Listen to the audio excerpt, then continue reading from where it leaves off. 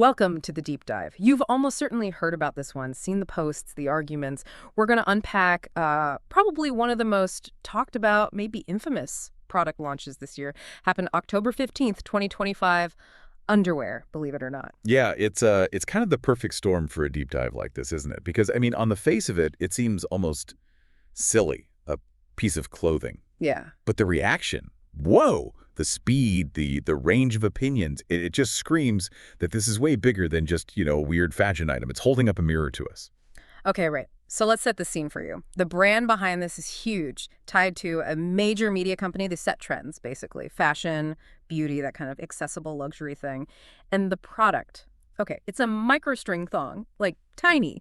But the kicker is it comes with synthetic hair attached. They're calling it the faux hair panty. Right, and it comes in different textures and tones, so you can customize it. It takes maybe the most private piece of clothing we wear and turns it into this kind of public hair accessory. It's jarring. Jarring is a good word. And that immediate, almost gut reaction people had means we have to talk about it, right? Yeah. Our goal here isn't just to point and laugh, though it's easy to.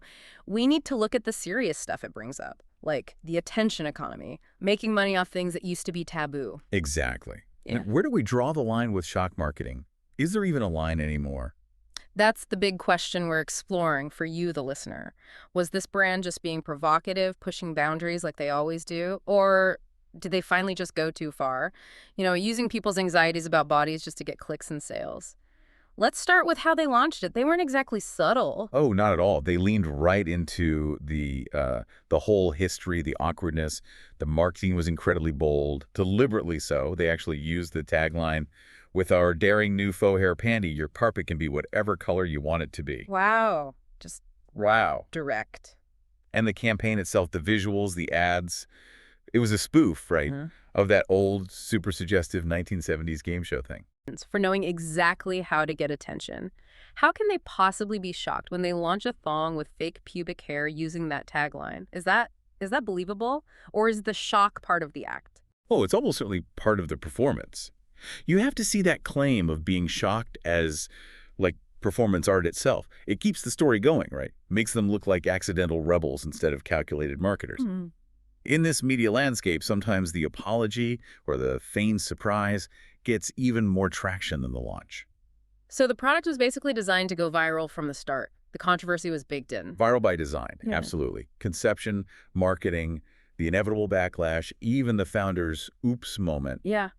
it all feeds the beast. And it worked. The reaction was huge, instant, and it really split people. You had some cheering it on as fearless. And others just condemning it, calling it exploitative, crass, you name it. Which brings us neatly to the piece, makes a commodification feel very deliberate. So the argument is basically, okay, fine, you can have body hair now. Yeah. But only if it's fake, if it's bought, if it's designer approved, and if you consume it. It's not about real choice. It's about a manufactured trend. And there's another layer, too, which is about whose aesthetics are being used here. Critics argue it's exploitative in that sense, too, because for a long time, choosing not to remove body hair or styling it in non-mainstream ways, that was a statement. It was used by feminist groups, countercultures, marginalized communities as a form of resistance. Can you flesh that out a bit for someone listening who might not quite get that connection? What's being co-opted, and why is selling it seen as a problem? Sure. Think about the body positivity movement or earlier feminist waves. Rejecting mainstream hair removal was a way to push back against unrealistic beauty standards, against the constant labor demanded of women's appearances. It was a political act, sometimes quiet, sometimes loud. So when a huge mainstream brand, one known for setting trends for the masses, takes that symbol of resistance, cleans it up, makes it cute and trendy, and sells it as a disposable gag item, it strips away all that history, all that meaning, all that resistance. So it takes something that was maybe a hard-won symbol of choice and just turns it into another fleeting viral gimmick. Exactly. It's like commercialism saying, oh, that's edgy, we'll take that. The moment something gains real cultural weight, especially if it's oppositional, a brand swoops in, extracts the shock value, packages it, and sells it. It stops being about identity or politics and just becomes stuff.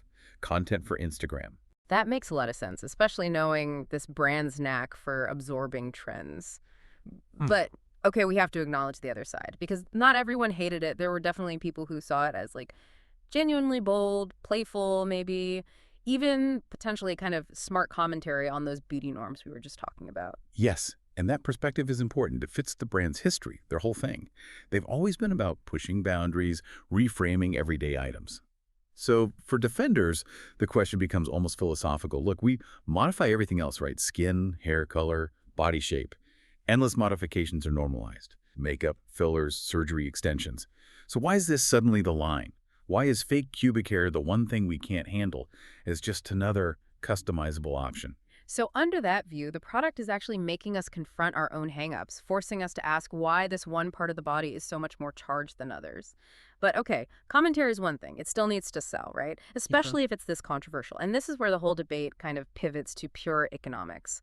This is absolutely crucial. Forget the ethics for a second. Forget the commentary. The market spoke. The product sold out, like almost instantly. Wow, sold out. Gone. And there's apparently a huge waiting list for the next drop, highly publicized, of course. So that immediate sellout, that's basically the proof in the pudding for the brand, isn't it? The strategy worked. It completely validates their calculation. It proves, maybe depressingly, that in today's market, controversy is currency. Noise equals profit. And the fast sellout does something else too. Creates hype, scarcity. Exactly. Manufactured scarcity makes the brand seem even more desirable, more exclusive, like they know what's next before anyone else. The people rushing to buy it, often influencers or first movers, they're not just buying underwear, they're buying into the conversation, buying status, buying relevance. The actual item almost doesn't matter as much as what it represents culturally at that moment. Okay, that commercial success really forces us to think bigger picture then, about body image. When a huge brand takes something so private, so historically regulated, and turns it into this public spectacle of choice and design, what's the underlying message about our bodies? I think the message many people receive and find disturbing is that our bodies are just raw material. Raw material for endless tweaking, consuming, performing. That even the most intimate parts of us are just potential accessories. Fodder for trends.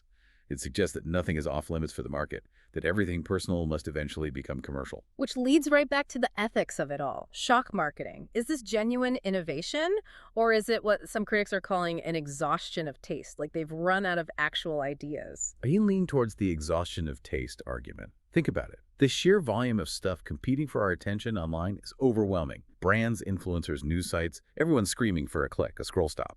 So to cut through that noise, the tactics have to get more and more extreme. It's not necessarily driven by creativity. It's driven by desperation. By the economic need to just get noticed at all. When you reach the point of selling faux pubic hair thongs to make headlines, that feels less like innovation and more like scraping the bottom of the barrel for shock value. And circling back to the founder's defense, just a fun, silly idea, does that kind of dismissal really work? Does it absolve them when their very sophisticated marketing machine clearly knew it was poking at deep-seated cultural issues? Issues around bodies, control, identity? Well, critics would say absolutely not. They'd argue that making light of these things, especially when you borrow aesthetics that have real meaning for certain groups, that's precisely where the ethical line is crossed. Taking serious cultural baggage, turning it into a joke, and making a tidy profit from it. So wrapping this up for you, the listener, what does this whole episode really mean? Whether you thought this was appalling or hilarious or just plain weird, the fact is you probably heard about it, you had a reaction, you participated, even passively, deciding to buy it, mock it, critique it, ignore it. It all says something about how we navigate this landscape where brands constantly provoke us.